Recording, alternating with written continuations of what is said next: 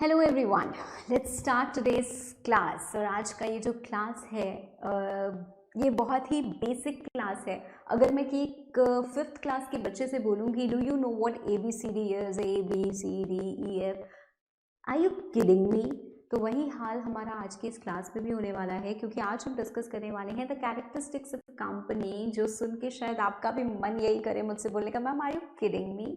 ये चीज़ तो ऐसी है जो हमारे नस नस में घुस चुकी है, क्योंकि हम right from class 11th when we were discussing the paper of business studies, जब आप बिजनेस स्टडीज करके एक पेपर पढ़ते हो तो वहाँ से जब आप form of business organisation pick करते हो then you come to know okay company has certain features. Company के पास कुछ फीचर्स होते हैं और वो आप तब से अब तक पढ़ते आ रहे हो, और आज फिर एक बार हम उन्हें ज़रूर पढ़ेंगे। We are not going to ignore anything, क्योंकि ये हमारे करिकुलम का पार्ट है, तो हम किसी भी तरीके से इसको मिस नहीं करने वाले हैं। We are going to start with the same, right. यहाँ पे आपको स्क्रीन पे दिख रहे होंगे कंपनी के कुछ features: artificial person, separate legal entity, limited liability, perpetual succession, common seal, transfer of shares, capacity to be sued and property in its own name. Now before we actually start this, why company? Why company? ये जानना हमारे लिए और ज़्यादा ज़रूरी है कि एक कंपनी की ज़रूरत क्यों होती है, why this particular beautiful form of business organisation was introduced. और इसके लिए let's have a look at मेरा डिज़ाइन किए हुए जो छोटे छोटे एनिमेटेड वीडियोस आपको थ्रू आउट द जर्नी दिखेंगे, उसका एक सैंपल, एक वीडियो हम देखते हैं। सारी उम्र खेलता रहेगा या कोई काम भी करेगा? बहुत हुआ अपमान, आप करूंगा मैं काम। सो बनी ने सोचा let me start the business, और उसने 1 लाख रुपए के कैपिटल के साथ बिजनेस स्टार्ट किया।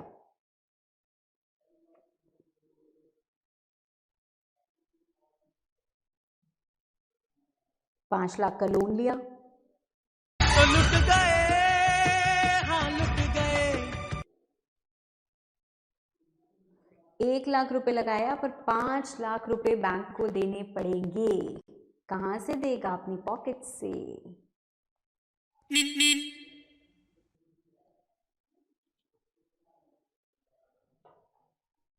बनी died, business dies.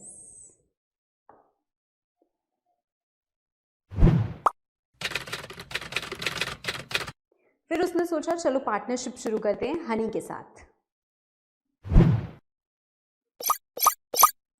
Loan again, loss again, liability again. अब आप ही कोई रास्ता दिखाइए CA साहब। सारी उम्र So, when he comes to professionals like us, CA हो, CMA हो, CS हो, किसी के पास भी वो आता है तो हम उसको क्या एडवाइस देंगे बनी को कि बनी इन चक्करों में आप मत पड़ो। Because if we talk about proprietorship, if we talk about partnership, जो एक सबसे ब्यूटिफुल फीचर होता है कंपनी का, वो होता है लिमिटेड लायबिलिटी। भाई आपने बिजनेस में 1 लाख रुपए लगाया है तो वो 1 लाख डूब जाए तो चलेगा।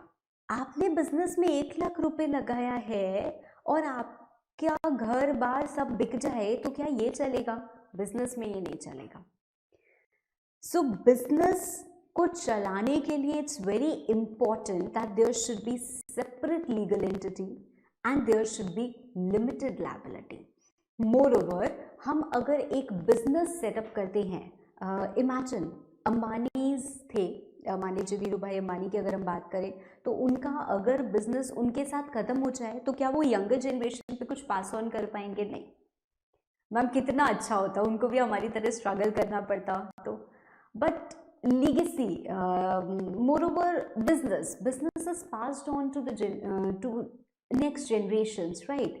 वो कैसे हो पाता है? जब इंसान के साथ बिजनेस ना खत्म हो, और वो इस कंपनी में बहुत अच्छे से हो पाता है।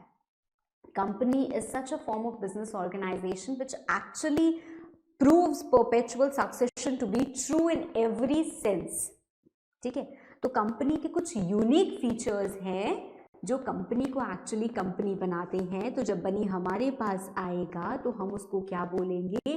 छोड़ो ये ट्रेडिशनल बातें, आओ कंपनी का रिबन काटें। तो हम एक कंपनी इनकॉर्पोरेट करवा देंगे बनी से, और कंपनी कैसे इनकॉर्पोरेट कराएंगे उसका प्रोसीजर हम बाद में पढ़ेंगे। पहले हम जानने वाले हैं कंपनी के रिस्पेक्ट में कुछ बातें। कंपनी भाई आर्टिफिशियल पर्सन है कि नेचुरल पर्सन है? नेचुरल है, शादी करा दे कंपनी की। सोचो, Reliance getting married to Infosys, कितना अच्छा रहेगा ना? ऐसा हो सकता है क्या? नहीं हो सकता भाई। शादी तो चलो किसी तरीके से लोग करा भी सकते हैं, उसके आगे का सोचो। अब जिसको जितना सोचना है वो उतना सोच लो, बट नहीं हो सकता, it's not possible. Company is an artificial person. Person क्यों बोलते हैं? बिकॉज बहुत सारे कंप्लायंसेस होते हैं जो एक सिटीजन को करने होते हैं, वैसे ही company is a corporate citizen, company को भी करने होते हैं। So company cannot see with their own eyes, they cannot hear, they cannot say anything, they cannot get married, of course, they cannot have divorce. तो पर फिर भी artificial person होते हैं, नेचुरल पर्सन नहीं होते हैं। They come into existence not by natural birth but by the legal process. Separate legal entity. Separate legal entity का केस लॉ ऐसे अगर मैं छुपा भी दूं, मुझे पूरा का पूरा यकीन है कि बच्चा बच्चा हर स्टूडेंट उठ खड़ा होके बताएगा मैम सैलमन वर्सेस सैलमन। तो ये केस लॉ इतना ज़्यादा पूरी कंपनी लॉ में, आई डोंट थिंक अगर आपको एक केस लॉ याद होगा तो ये तो डेफिनेटली याद होगा, ऐसा हाल रहता है। But even for the ones who don't remember, salmon कौन था? बड़ा ही शातिर इंसान था एक। उसने क्या किया? सैलमन एक बिजनेस करता था एंड ही डिसाइडेड कि चलो मैं एक कंपनी बना लेता हूँ। तो सैलमन ने एक कंपनी बना ली और बड़ी खुदा की मेहरबानी थी सैलमन के ऊपर, क्योंकि बच्चे उसके पास बहुत सारे थे। ठीक है, तो जितने बच्चे और ऑफ कोर्स द स्पाउस, तो सबको मिला के टोटल हमारे पास 7 लोग हो गए to form a public company. Public company बनाई।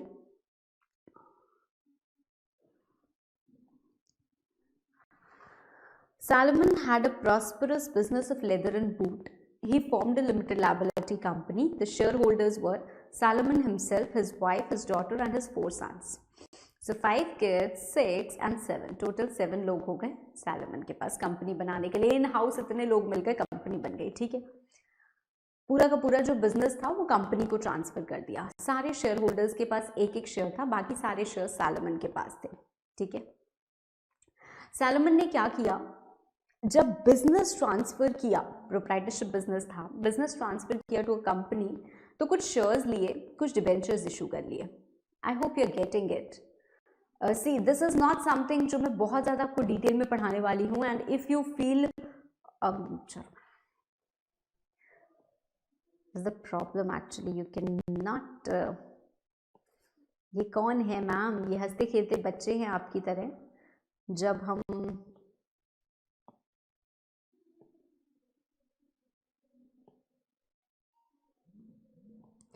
व्हेन यू क्लियर फाउंडेशन तो आपका ऐसे ही हाल होता है ना। उसके बाद थोड़ा सा इंटर लेवल पे जाने के बाद थोड़े से और सीरियस हो जाते हो, और फाइनल लेवल के पे जाने के बाद एकदम पता नहीं हम क्या बन जाते हैं। तो वैसे ही कुछ हंसते खेलते मुस्कुराते बच्चे हैं, इनकी हंसी ऐसे ही इंटैक्ट हम रहने देते हैं, हम अपना कंसेप्ट समझते हैं। ठीक है, हमारे पास 2 लोग हैं, एक है हमारे पास सैलमन और एक है हमारे पास ये कंपनी। ठीक है, सैलमन ने क्या किया? सारा बिजनेस ट्रांसफर कर दिया, और इसके अगेंस्ट क्या लिया भाई? परचेज कंसीडरेशन, अमालगमेशन, मर्जर, ये सब आपने पढ़ा है ना। तो परचेज कंसीडरेशन कुछ तो मिलेगा, तो यहाँ पे क्या दिया गया? इनको कुछ शेयर्स दिए गए और साथ साथ इनको कुछ डिबेंचर्स भी दे दिए गए। ठीक है, नॉट अ प्रॉब्लम। कुछ शेयर्स दिए गए और कुछ डिबेंचर्स दे दिए गए, और कुछ बैलेंस अमाउंट क्या किया गया? कैश में पे कर दिया गया। ठीक है, सैलमन खुद एमडी था, उसके 2 और बेटे डायरेक्टर्स थे, and after 1 year the company ran into financial difficulties and all the debenture holders appointed a receiver and the company went into liquidation। भाई कंपनी को बंद करने की नौबत आ गई। अब सुनना बड़े ध्यान से, हुआ क्या? ये कंपनी की बैलेंस शीट है। कंपनी के बैलेंस शीट में यहाँ पे होगा शेयर कैपिटल, कुछ होंगे सिक्योर्ड डिबेंचर्स या सिक्योर्ड क्रेडिटर्स और हो सकते हैं हमारे, कुछ होंगे अनसिक्योर्ड क्रेडिटर्स। भाई किसी से माल लिया है, कुछ गुड्स लिए हैं, उनको अभी पेमेंट नहीं किया, हमारे क्रेडिटर्स हो गए, और यहाँ पे हमारे होंगे एसेट्स। होगा क्या, इन एसेट्स को हम सेल ऑफ करेंगे, बेचेंगे एसेट्स को। एसेट्स से जो हमको पैसा मिलेगा उनसे हम लायबिलिटीज पे ऑफ करेंगे। कैसे लायबिलिटी पे ऑफ करेंगे भाई, पहले सिक्योर्ड क्रेडिटर को देंगे, फिर अनसिक्योर्ड क्रेडिटर को देंगे, और फिर शेयर होल्डर्स को देंगे। ठीक है भाई, ये भी ठीक है। अब प्रॉब्लम सुनो क्या हुआ। जैसे ये एसेट्स को बेचा गया, सिक्योर्ड क्रेडिटर्स को पेमेंट की गई, which includes the debenture holders, और ये डिबेंचर्स किसके पास है, इसी के पास तो है। तो मतलब सैलमन को पेमेंट यहां कर दी गई, कुछ पेमेंट तो की गई ना, और उसके बाद अनसिक्योर्ड क्रेडिटर्स के लिए पैसा ही नहीं बचा, ठन ठन ठन ठन, कुछ भी नहीं बचा। अब ये अनसिक्योर्ड क्रेडिटर्स भड़क गए, उन्होंने कहा कि ये इसी की कंपनी है। मान लीजिए मिस्टर अंबानी अपनी कंपनी चला रहे हैं, मिस्टर अंबानी की कंपनी में कुछ प्रॉब्लम हो गई, एन नंबर ऑफ क्रेडिटर्स खड़े हुए हैं, मिस्टर अंबानी ने सब एसेट वेसेट बेचे, खुद को पैसे ले लिए, और क्रेडिटर्स एज इट इज खड़े। क्रेडिटर्स नाराज नहीं होंगे क्या, बोलेंगे ये कौन सी बात हुई भाई, आप ही की कंपनी है, आपने ही ये सारा किया है, आपने इधर उधर से लोन लिया, सारा पैसा अपना तो निकाल लिया, हमारा पैसा डुबा दिया, तो ये तो गलत है, पैसे इनको नहीं मिलने चाहिए। बट लॉ की नजर में देखो तो कंपनी अलग एंड सैलमन अलग। Salmon is a valid debenture holder, और सैलमन और कंपनी सेम चीज नहीं है कि आप ये आर्ग्यू करो कि उन्होंने खुद को पैसे दे दिए, खुद को नहीं दिए भाई, कंपनी ने सैलमन को दिए। They both are separate legal entities. They both are separate legal entities, right? So, the said company comes into existence after registration. Company validly constitute की गई थी, कंपनी की अपनी एग्जिस्टेंस है, distinct from its members, and share holders can not be held liable for the acts of the company. भाई company डूबी है, company डूबी है, सैलमन नहीं डूबा है, सैलमन ने नहीं डुबाई है, सैलमन ने नहीं डुबाई है। इस पॉइंट को हम कंटिन्यू करेंगे when we discuss about corporate veil. Okay,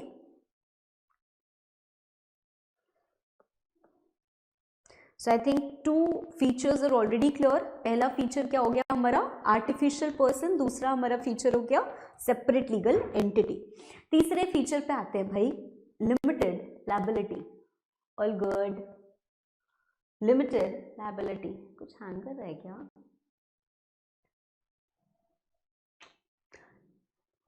limited liability beautiful feature, बनी को इसी फीचर ने तो डुबोया था भाई। बैंक से लोन ले रहे हैं 5 लाख का, अगर हम नहीं रीपे कर पाते, हमारा बिजनेस नहीं चलता है, तो हमें तो अपनी पॉकेट से पैसे देने पड़ेंगे। पर अगर हमने कंपनी बना के कंपनी के नाम पे लोन लिया है और हमारा बिजनेस नहीं चल पाता है, तो भी हमें अपनी पॉकेट से पैसे नहीं देने। कंपनी के पास पैसे हैं तो कंपनी देगी, हम तो नहीं देंगे। That means the liability of company is unlimited, but the liability of members is restricted, is limited to the extent of unpaid amount on shares held by them. ये जो लिमिटेड बाय शेयर्स और limited by guarantee है, मैं आपको quickly बता रही हूँ, बाकी हम जब क्लासिफिकेशन ऑफ कंपनीज पढ़ेंगे then we will read about it again.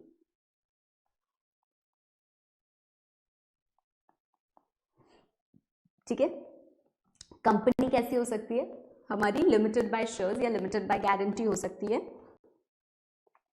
It can also be an unlimited company, but बहुत रेयर केस में आपको unlimited company, will hardly find an unlimited company in India as of now. ठीक है, तो हमारी companies क्या होती हैं, limited by shares and limited by guarantee. मतलब मैम जैसे अगर मैं सैलमन का ही केस लूँ, सैलमन है, उसके 4 बेटे 1 बेटी, that is 4 sons, 1 daughter, 1 wife and Salomon himself. These are all members of that particular company. ये लोग क्या हैं, कंपनी के मेंबर्स हैं। कंपनी को फाइनेंशियल डिफिकल्टी हुई क्या कंपनी सैलमन से जाएगी और बोलेगी कि आप मुझे 20 लाख रुपए दीजिए, आप मुझे 20 करोड़ रुपए दीजिए, आपने इतना सुंदर फार्म हाउस बनाया, इस फार्म हाउस को बेच दीजिए, 20 करोड़ का ये फार्म हाउस है, उसको बेच दीजिए और पैसे दीजिए, हमें बैंक का लोन रीपे करना है। भाई कंपनी तो आपने ही बनाई है ना। सैलमन बोलेगा वाह, मैंने ये कंपनी बनाई ही इसीलिए ताकि मैं इन चक्करों से दूर रहूं। अगर मुझे ऐसे ही काम करना था तो मैं कंपनी क्यों बनाता, मैं बनी की तरह प्रोप्राइटरशिप ही नहीं बना लेता, नहीं तो पार्टनर किसी को ढूंढ लेता, मैं और मेरी बीवी पार्टनर बन जाते और हम तो अपना पार्टनरशिप बिजनेस चला लेते अगर हमें ऐसे ही काम करना था तो। मुझे इन चक्करों से दूर रहना है भाई, ये कंपनी की जिम्मेदारी है, कंपनी की लायबिलिटी है, कंपनी जाने। आपको नहीं लगता कहीं ना कहीं बड़ी नाइंसाफी हो रही है हर चीज में? भाई कर रहा है सैलमन सब कुछ और जब भी कुछ दिक्कत आ रही है कंपनी जाने, कंपनी जाने, कंपनी जाने। हाँ तो यही तो एडवांटेज दिया जा रहा है, this makes this form of business organisation unique, but इसका गलत फायदा भी उठाया जा सकता है और जब इसका गलत फायदा उठाया जाता है तब कुछ होता है। वो क्या होता है अभी हम पढ़ेंगे, ठीक है। नाउ अगर कंपनी में शेयर्स होते हैं, शेयर कैपिटल होता है, तो जो मेंबर्स होते हैं उनकी लायबिलिटी सिर्फ उतने तक लिमिटेड होती है। अगर 10 रुपए का शेयर मैंने सैलमन को दिया है तो सैलमन की रिस्पॉन्सिबिलिटी है, सैलमन की ड्यूटी है कि सैलमन आप 10 रुपए कंपनी को दीजिए क्योंकि 10 रुपए का आपने शेयर लिया है। 10 रुपए से अगर आपने 5 ही रुपए अभी तक दिए तो 5 अभी आपकी लायबिलिटी है, तो आपकी लायबिलिटी 5 रुपए हुई। जिसने 10 में से 10 पूरा दे दिया उसकी लायबिलिटी 0 हो गई, जिसने 10 में से 10 कुछ भी नहीं दिया उसकी लायबिलिटी पूरी 10 रुपए है। तो कितनी लायबिलिटी बनी मेंबर्स की? जो अमाउंट आपने अभी पे नहीं किया है, the amount which is unpaid on the shares held by the person. And guarantee क्या होता है? Amount guaranteed by him. Salomon ने बोला भाई कोई भी प्रॉब्लम होगी तो मैं गारंटी लेता हूं कि मैं 1 लाख रुपए दे दूंगा। सैलमन की वाइफ ने बोला कि मैं 1.5 लाख रुपए दे दूंगी। सैलमन के बच्चों ने बोला कि हम 50-50 हजार रुपए दे देंगे। तो जितना जितना अमाउंट उन्होंने गारंटी किया ना उतना उतना वो देंगे, ठीक है। I think there is some problem, just a second. Now next one is perpetual succession. Perpetual succession का क्या होता है? परपेचुटी आपने पढ़ा होगा, एन्युटी पढ़ा होगा, राइट। तो परपेचुटी क्या होती है? इन्फिनिटी, है ना। जब तक मतलब फॉर सम अनफोर्सीन फ्यूचर, जब तक चलते जा रहे हैं, देखते जा रहे हैं, तब तक वो चलेगी ही चलेगी ही चलेगी। जिसको आप गोइंग कंसर्न करके भी एक कॉन्सेप्ट पढ़ते हो अकाउंट्स में, तो आपको ये पता चलता है perpetual succession, this is going to continue on and on and on. किसी की लाइफ की तो आजकल कोई गारंटी है नहीं भाई। पहले तो होता था कि लाइफ एक्सपेक्टेंसी होती थी हमारी 75 और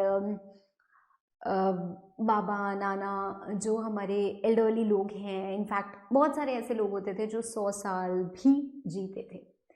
आज के टाइम में तो ऐसा है नहीं भाई। देखो 60 आते आते एकदम पूरे आप उलट जाते हो और समहाउ 65, 70, 75 हो गया, that's it, right. So the same thing happens over here also. हमें नहीं पता कि मैंने ये कंपनी स्टार्ट की है, मैं कब तक इस कंपनी के साथ रहूँगी, बट द पॉइंट इज कि कंपनी को रहना है।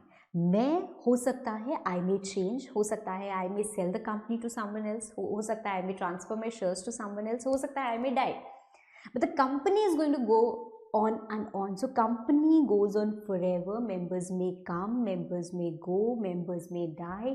The company goes on and on and on. एक आर्टिफिशियल पर्सन है तो आर्टिफिशियल तरीके से एग्जिस्टेंस में आई है। It is created by law, right. So since it is created by law, it is also going to die by law. Natural birth, natural death हम natural लोगों के लिए होता है, आर्टिफिशियल पर्सन के लिए artificial birth and artificial death, that is legal birth and legal death. Legal birth हम सबको पता है, that is the process of incorporation, and legal death क्या होती है? The process of winding up, right, the process of dissolution, की company को अब बंद करना है, ठीक है।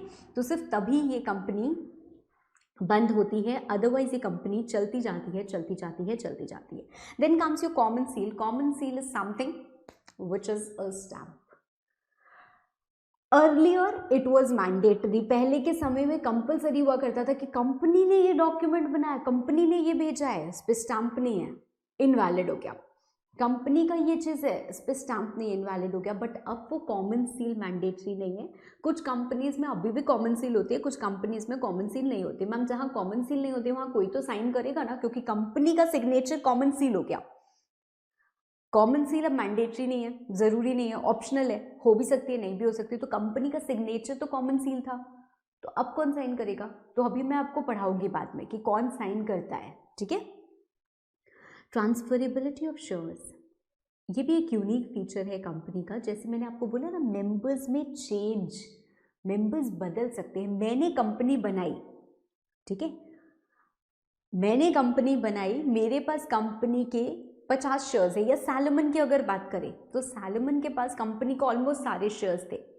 अब सैलोमन चाहता है कि उसका एक जो बेटा है वो धोखेबाज निकल गया, ठीक है, तो उसने कहा कि मैंने तो इसको भी शेयर दे रखा है, इसको भी कंपनी का हिस्सा दे रखा है, तो ये भी कंपनी में कंपनी ग्रो करेगी तो ये भी ग्रो करेगा। मैं नहीं चाहता कि ये ग्रो करे और मैं इससे शेयर वापस लेना चाहता हूँ। तो सैलोमन क्या करेगा, वो शेयर किसी दूसरे बेटे को, जो उसका बड़ा बेटा है और बहुत जिम्मेदार है, बहुत रिस्पॉन्सिबल है, उसको लेके ट्रांसफ़र कर दिया। कर सकते हैं क्या ऐसा? बिल्कुल कर सकते हैं, बिल्कुल कर सकते हैं। मैम प्राइवेट कंपनी में तो शेयर ट्रांसफ़र नहीं होता है, ये सब आपके भ्रम है। ऐसा कुछ नहीं होता है कि प्राइवेट कंपनी में शेयर ट्रांसफ़र नहीं होता है। प्राइवेट कंपनी, पब्लिक कंपनी जब हम पढ़ेंगे then I will discuss with you this restriction. But as of now company के फीचर्स क्या हैं भाई? शेयर्स ट्रांसफ़र हो सकते हैं।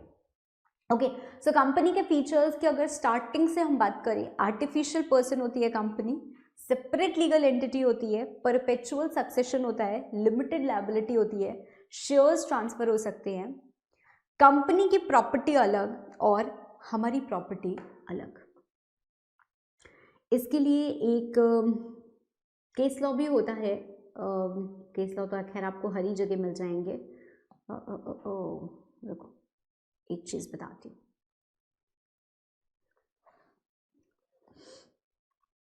मान लो मैंने क्या किया, एक कंपनी बनाई, ठीक है,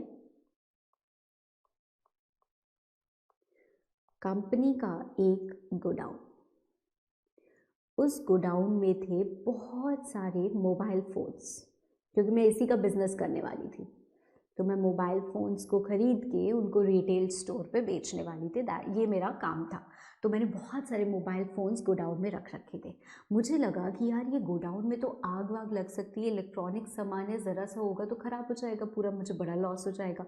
तो मैंने क्या किया, मैंने कहा कि मैं इंश्योरेंस लेना चाहती हूँ, मैं इंश्योरेंस लेना चाहती हूँ इन मोबाइल फ़ोन्स पे। तो मैंने क्या किया, इंश्योरेंस कंपनी को बुलाया और उनसे इंश्योरेंस ले लिया। इंश्योरेंस मैंने लिया शिवांगी अग्रवाल नाम से। मुझे लगा मेरी कंपनी, मेरा गोडाउन, मेरे मोबाइल फ़ोन्स की फ़र्क पैंदा है, तो मैंने अपने नाम से ये इंश्योरेंस ले लिया। इंश्योरेंस कंपनी वाले भी ना बड़े ही महान होते हैं। इंश्योरेंस देते समय तो अरे मैडम ये भी ठीक है, अरे मैडम कोई प्रॉब्लम नहीं हो गया, अरे मैडम मैं हूँ ना। तो ये जो मिलियन प्रॉमिसेस होते हैं वो इंश्योरेंस कंपनी वालों के कब आते हैं? जब इंश्योरेंस देना होता है। अब भगवान जी ने इतना मेरा साथ निभाया नहीं और ये गोडाउन में लग गई आग, सारे मोबाइल फ़ोन्स हो गए destroy. But I was very relax and happy. आजकल ऐड आता है ना भाई, इंश्योरेंस ले लो तो फिर उसके बाद टेंशन नहीं, लड्डू के टेंशन होते हैं हमें, बाइक वाइक टूटे तो टेंशन नहीं होते हैं। तो वैसे ही मेरे भी मोबाइल फ़ोन्स में आग लग गई, पर मुझे कोई टेंशन नहीं थी। आई वॉज रिलैक्स कि इंश्योरेंस कंपनी तो है ही ना, क्लेम तो मिल जाएगा। जब क्लेम की बारी आई तो इंश्योरेंस कंपनी ने कहा हाँ भाई ये मोबाइल फ़ोन किसके थे? मैंने कहा कंपनी के थे। तो आपके पास तो इंश्योरेंस है ही नहीं। मैंने कहा है ना यार, इतना इतना प्रीमियम दिया है मैंने, ये इंश्योरेंस तो मैडम आपके नाम से है ना, मोबाइल फ़ोन तो कंपनी के थे। मैंने कहा तब क्या सो रहे थे जब मैं इंश्योरेंस ले रही थी? जब मैंने इंश्योरेंस लिया था तब भी तो शिवांगी अग्रवाल नाम लिख दिया था। मैम वो तो आपने नाम लिखा तो आपको उस नाम से इंश्योरेंस मिल गया, अब आप बोल रहे हो कि ये कंपनी का था तो हम कंपनी को क्यों दें? मैंने कहा लो हो गया। क्योंकि जब ये क्लेम देंगे तब सब चीज़ वेरीफाई करेंगे, बट जब ये प्रीमियम लेंगे तो शायद कुछ भी वेरीफाई नहीं करेंगे। The whole problem here is that company की प्रॉपर्टी अलग होती है बेटा, और हमारी प्रॉपर्टी अलग होती है। हम कंपनी की प्रॉपर्टी अपने नाम पे नहीं ले सकते, कंपनी की प्रॉपर्टी किसी और के नाम पे नहीं ले सकते। कंपनी की प्रॉपर्टी मतलब कंपनी के नाम पे ही लेनी है। कंपनी का कोई एसेट हो, कंपनी का कोई क्लेम हो, कंपनी की कोई इंश्योरेंस पॉलिसी हो, कुछ भी हो, हमेशा याद रखना है कि वो कंपनी के नाम पे ही होनी चाहिए। कंपनी के किसी शेयर होल्डर, डायरेक्टर वगैरह के नाम पे होगी तो नहीं चलेगा, ठीक है। So, no member can claim himself to be the owner of company's property either during its existence or winding up. ठीक है। और ये जो लाइन होती है ना, ये कई बार बच्चों को समझ नहीं आती। इसी का केस लॉ मैंने आपको बताया है। A member does not even have an insurable interest in the property of the company. Insurance में एक क्लॉज होता है, शायद आपने पढ़ा हो, कि इंश्योरेंस आप उस प्रॉपर्टी का करा सकते हो जिसमें आपका इंश्योरेबल इंटरेस्ट हो। मतलब मैं जाके ये नहीं बोल सकती ना मुझे सड़क का इंश्योरेंस कराना है, तो भाई तुमको क्यों सड़क का इंश्योरेंस कराना है, या तुमको क्यों इस ब्रिज का इंश्योरेंस कराना है। नहीं, मैं तो इस ब्रिज से ना आती जाती हूँ इसलिए मुझे कराना है, ऐसा नहीं होता, ठीक है। आपका लैपटॉप है, आपका मोबाइल फ़ोन है, आपका घर है, आपका गोडाउन है, जिसमें आपका इंटरेस्ट है, उसी का आप इंश्योरेंस करा सकते हो। कंपनी की प्रॉपर्टी में आपका कोई इंटरेस्ट नहीं है। We can not establish that interest even if you say so, because company अलग, हम अलग, ठीक। चलो, and a company being a body corporate can sue and be sued in its own name. Company ने धोखा दिया, कंपनी के ऊपर केस फाइल कर दो। कंपनी को किसी ने धोखा किया, कंपनी उसके ऊपर केस फाइल कर सकती है। उसके लिए एक नेचुरल पर्सन की रिक्वायरमेंट नहीं है। आर्टिफिशियल पर्सन के पास इतनी कैपेबिलिटी होती है, उसको इतना अधिकार दिया जाता है कि वो ऐसा कर सकते हैं। मेरे लैपटॉप की बैटरी जा चुकी है, so I am turning it off. चलो, अब आता है हमारा एक related concept, corporate veil. Corporate wheel,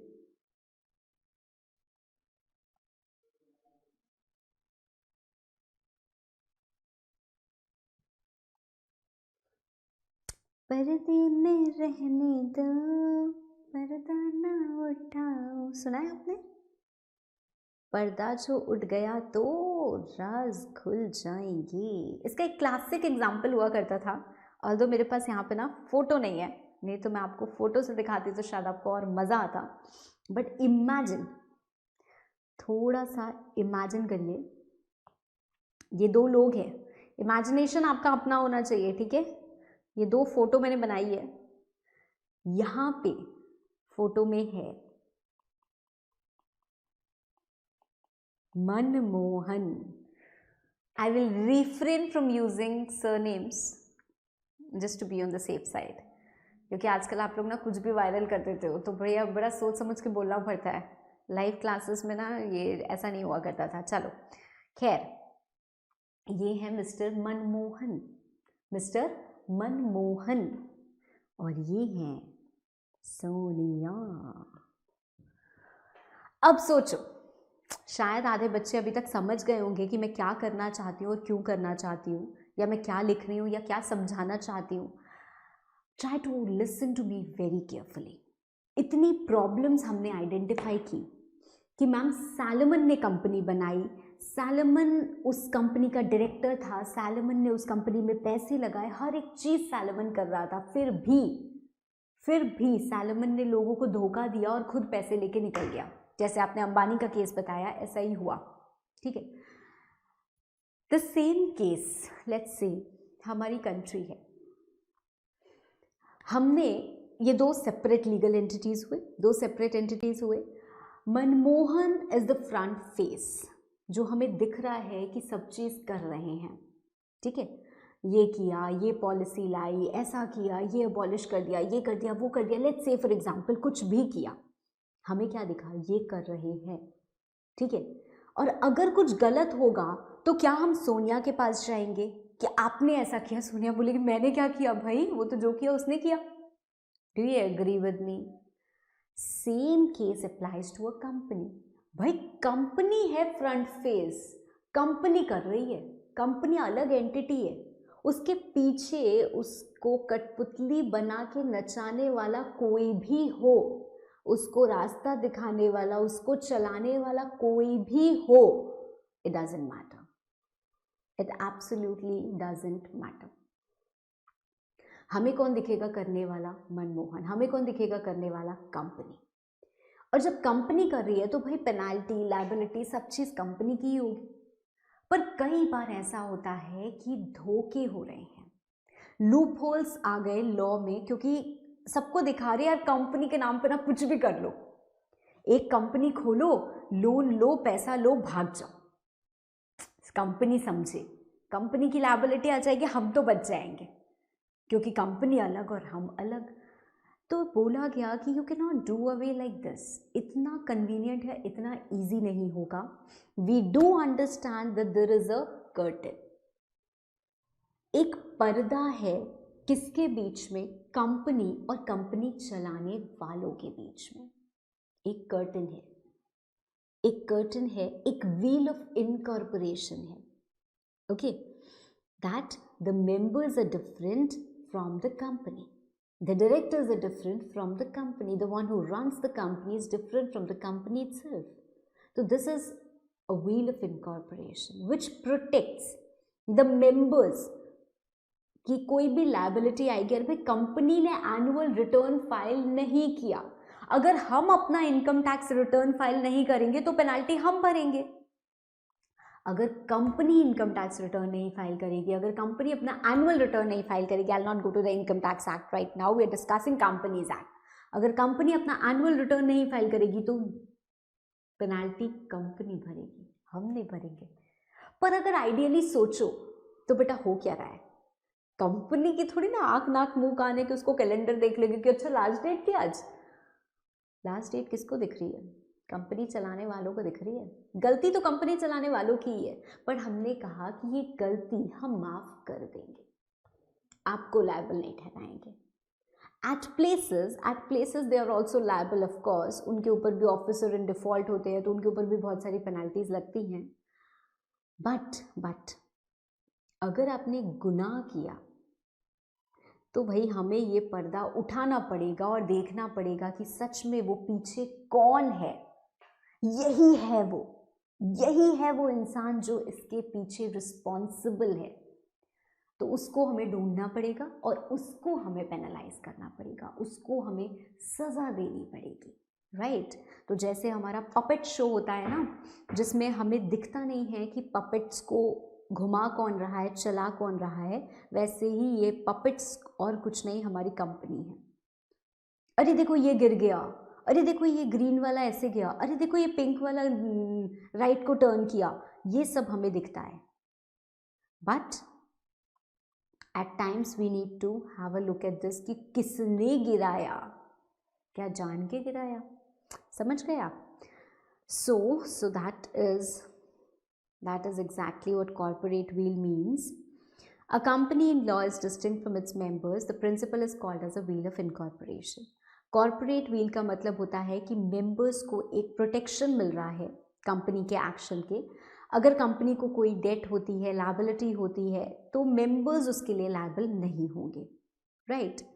But sometimes we need to lift or pierce the corporate wheel, या तो पर्दा उठाना, पर्दा फाड़ना, जो भी आप समझो, right? We need to do that.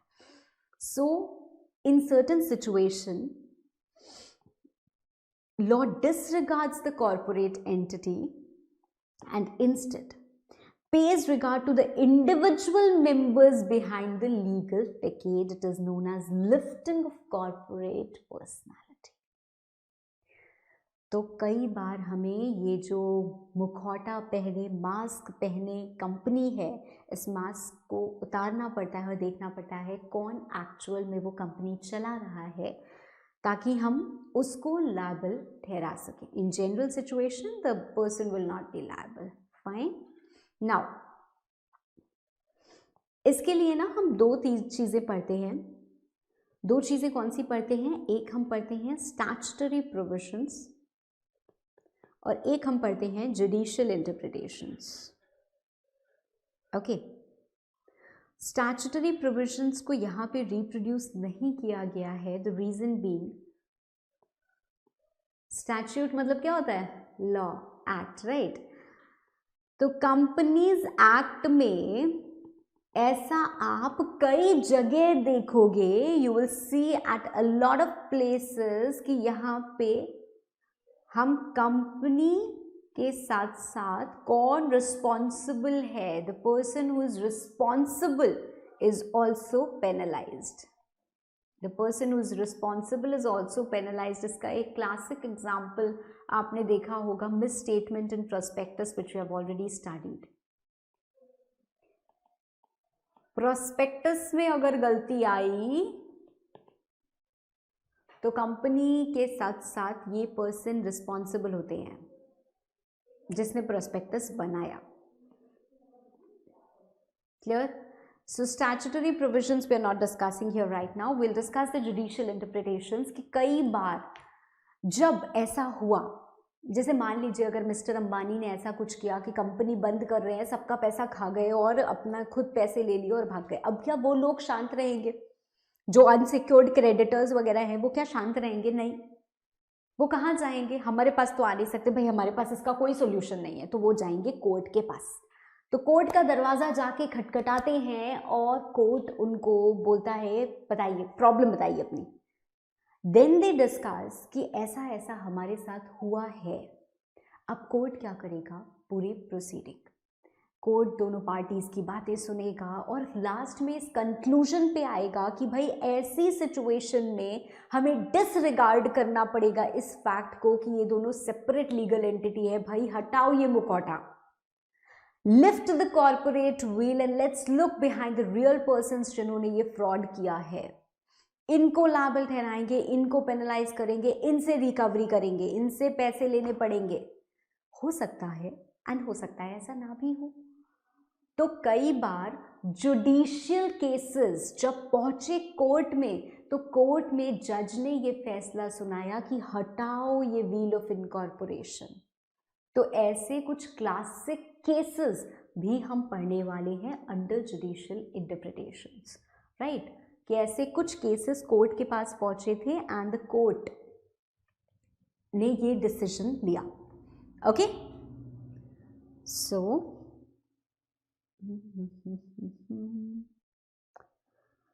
Right, सबसे पहला protection of revenue, protection of revenue. In certain matters concerning the law of taxes, duties and stamps, particularly where question of the controlling interest is an issue. इसका case law है हमारे पास Dinshaw Maneckji Petit. I am sure आपने ये case law भी पढ़ा हुआ होगा। और यहाँ पे एक बात मैं और क्लियर कर देना चाहती हूँ, कई बार बच्चों के मन में ये आता है कि मैम क्या मुझे ये केस लॉ याद करने हैं? सो आपको ये केस लॉ याद नहीं करना है, सबसे पहली बात तो, ठीक है। तो मैम हमें कौन से केस लॉज याद करने होंगे? आई टेल यू कि कौन से केस लॉज आपको याद करने हैं। ये केस लॉ ऐसे हैं जो आप काफ़ी टाइम से पढ़ते हुए आ रहे हो, so you don't need to remember this. And more importantly बहुत मुश्किल होता है कि आप सारे केस लॉज अपने याद कर पाओ for your examination point of view. So it's advisable that you remember the decision, that is more important, ठीक है। तो मैं बहुत कम आपको केस लॉ याद करने को बोलूँगी through out the curriculum. Hardly आप कह सकते हो एक दो तो बहुत ही कम हो गया, पाँच या मैक्सिमम 10, उससे ज़्यादा तो बिल्कुल भी नहीं, ठीक है। तो don't worry about the case laws, don't worry about the penalties, don't worry about the section numbers. Some section numbers we have important कि हाँ ये सेक्शन नंबर याद करना मैंडेटरी है तो वो आपको याद करना है, ये पेनाल्टी याद करना मैंडेटरी है तो वो आपको याद करना है, ठीक है। ये केस लॉ याद करना मैंडेटरी है तो वो आपको याद करना है। सबका आपको पूरा का पूरा चार्ट दिख जाएगा, तो आप उन सब चीज़ों के लिए परेशान नहीं होइए। Leave that headache on me, ठीक है। अब हम ये पढ़ते हैं. So let's talk about the first case law, right? थोड़ा सा let's talk about the first case law. Dinshaw, Menigee, Pettit. Again a very smart guy. किया क्या इन्होंने देखा कि मेरे पास बहुत सारी इनकम आ रही है. सपोजिटली अगर आपको मैं अचानक से बोलूँ कि भाई आपको 50 करोड़ रुपए मिल रहे हैं एवरी ईयर. वाओ मैम, हम तो पहले खुशी के मारे ही मर जाएंगे. 50 करोड़ रुपए मिलने का मतलब आप समझ रहे हो. Imagine it from tax point of view. You have to pay such heavy amount of tax, है ना. तो आपके पता नहीं कितने करोड़ टैक्स में चले जाएंगे.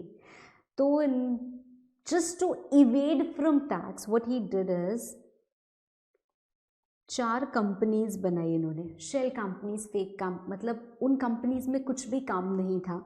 इन चारों कंपनीज के नाम, जैसे अगर इनके पास 500 इन्वेस्टमेंट्स है तो कुछ इन्वेस्टमेंट्स यहाँ, कुछ इन्वेस्टमेंट यहाँ, कुछ इन्वेस्टमेंट यहाँ, कुछ इन्वेस्टमेंट यहाँ, ऐसे इन्वेस्टमेंट्स ट्रांसफ़र कर दी. अब सब कंपनी को वो इंटरेस्ट इनकम, वो डिविडेंड इनकम मिलने लगी. तो इस तरीके से इनकी जो टैक्सेशन लायबिलिटी थी वो कम हो गई. अब मैम पैसा इधर दे दिया तो पैसा वापस कैसे आएगा. इन कंपनी से लोन के फॉर्म में इन्होंने पैसे ले लिए और वो लोन कभी भी वापस नहीं किया. ठीक है. So that's how he tried to evade the taxes. That's how he tried to evade the taxes. अब अगर कोई जज आए तो जज क्या बोलेगा, भाई कंपनी है, कंपनी की इन्वेस्टमेंट है तो कंपनी की इनकम हुई. हम कैसे ये इनकम क्लब कर दें मिस्टर डिनशॉ के हाथ में.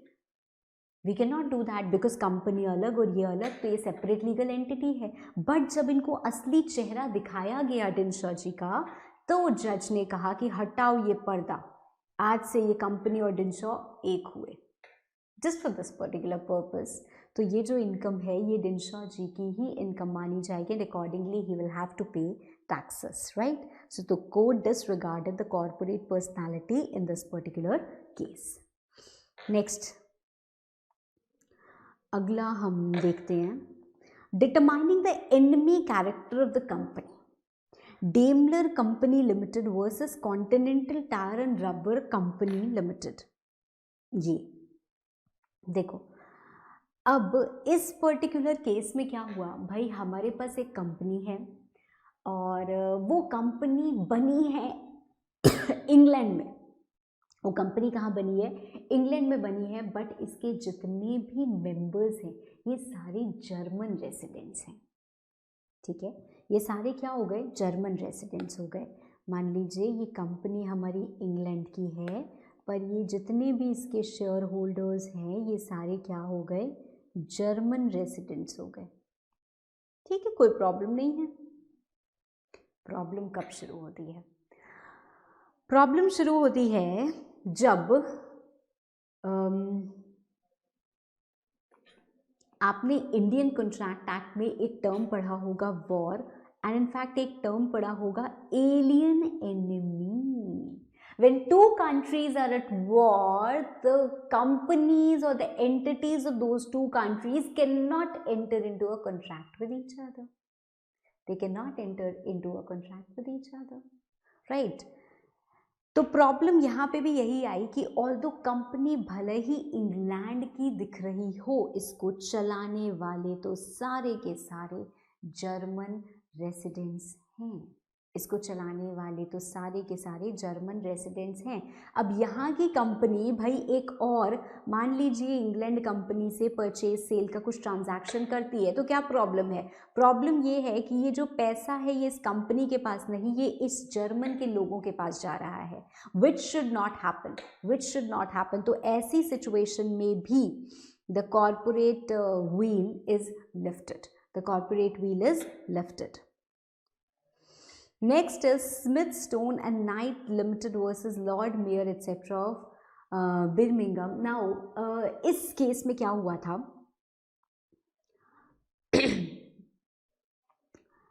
एक कंपनी है, इस कंपनी ने एक कोई भी फर्म वगैरह को उठाया, उसको कंपनी बनाई और अपनी सब्सिडियरी बनाई to do certain act, to do certain act. जैसे I'll take for an example,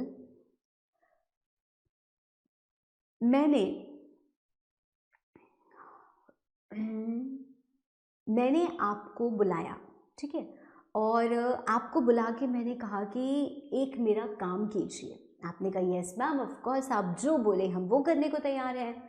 तो मैंने कहा आप एक काम करो, आप जाओ, आपके सिटी के जो भी वहाँ के डीएम वगैरह हैं उनसे ये बात करिए और उनको ये मेरा प्रपोज़ल दीजिए, एंड वो अगर एग्री करते हैं तो उनसे आप एडवांस लेके आइए, ठीक है।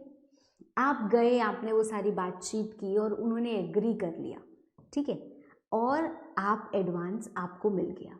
ये एडवांस किसका है, मेरा है कि आपका है? ये एडवांस किसको मिला है? मुझे मिला है कि आपको मिला है?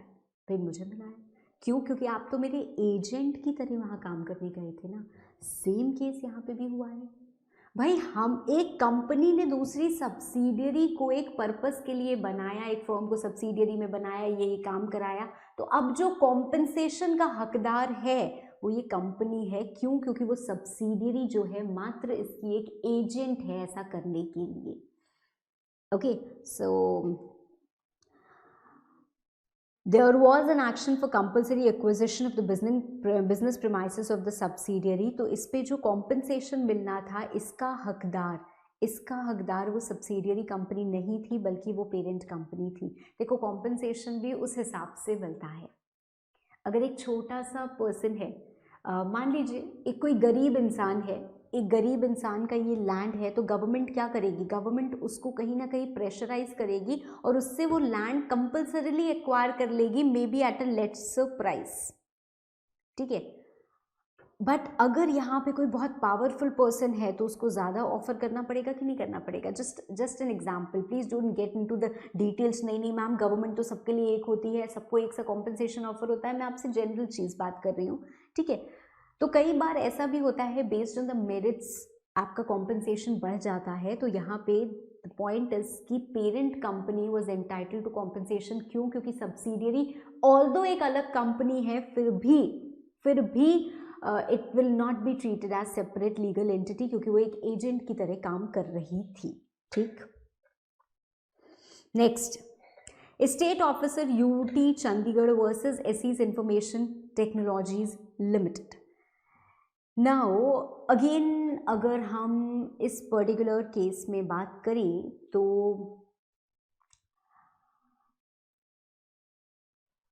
देखो,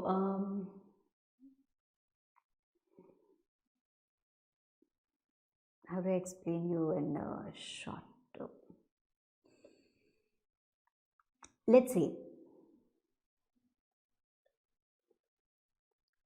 4 शेयर होल्डर्स हैं, उन्होंने ये कंपनी बनाई। इस कंपनी को एक लैंड मिला है या कोई लाइसेंस मिला है, ठीक है।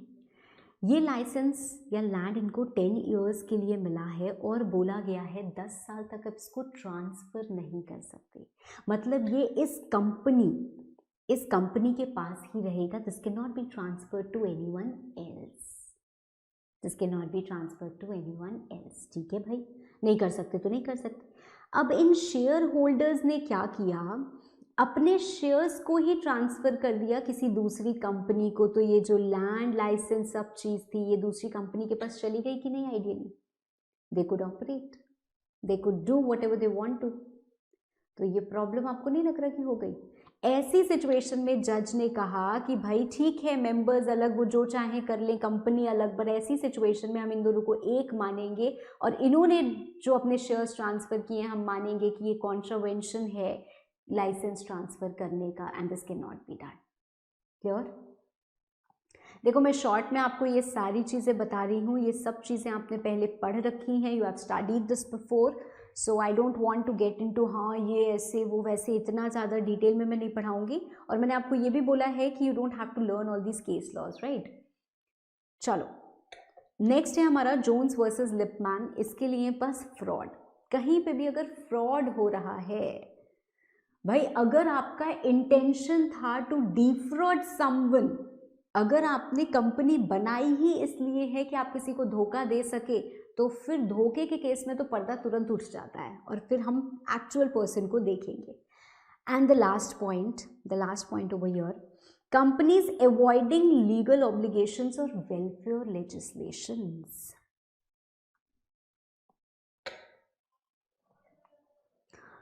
एक कंपनी बनाई गई, ठीक है.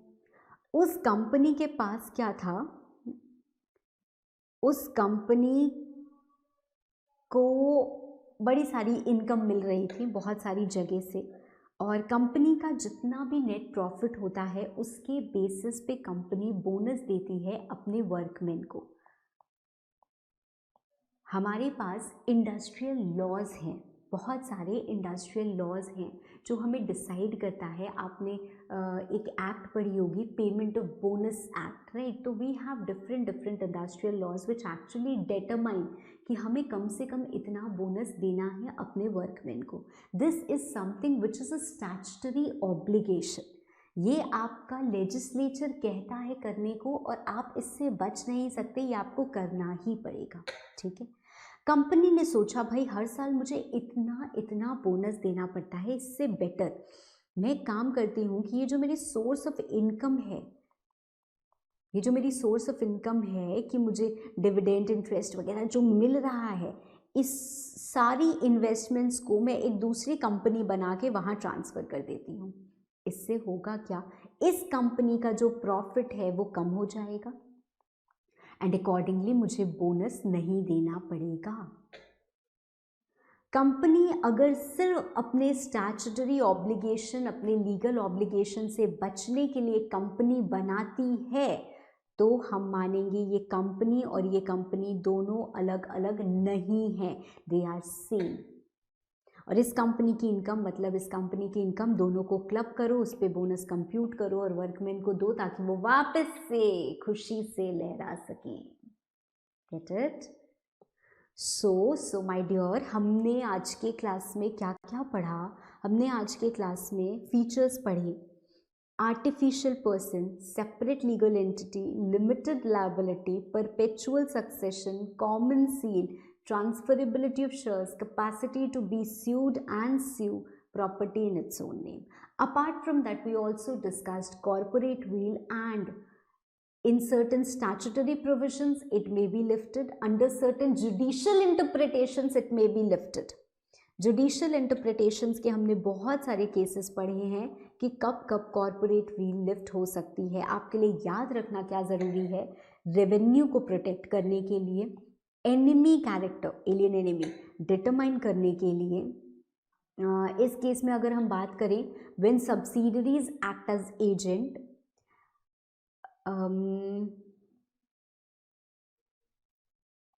फ्रॉड के केस में, एंड अवॉइडिंग लीगल ऑब्लिगेशंस. अगर ये वाला पॉइंट की मैं बात कर रही हूँ तो इसकी कोई प्रॉपर ऐसे हम हेडिंग नहीं दे सकते हैं, बट हाँ शेयर ट्रांसफ़र का केस आप याद कर सकते हो. सुप्रीम कोर्ट ने यहाँ पे अलॉटमेंट ऑफ लैंड कैंसिल कर दिया था in the name of someone else, क्योंकि बिकॉज ऑफ दैट, राइट. तो इसकी कोई प्रॉपर हेडिंग नहीं है, बट हाँ आप ये केस कहीं ना कहीं अपने दिमाग में रखिएगा. बाकी आपको केस लॉज के नाम एग्जैक्टली वर्ड टू वर्ड याद करने की ज़रूरत नहीं है, right. That's it and thank you.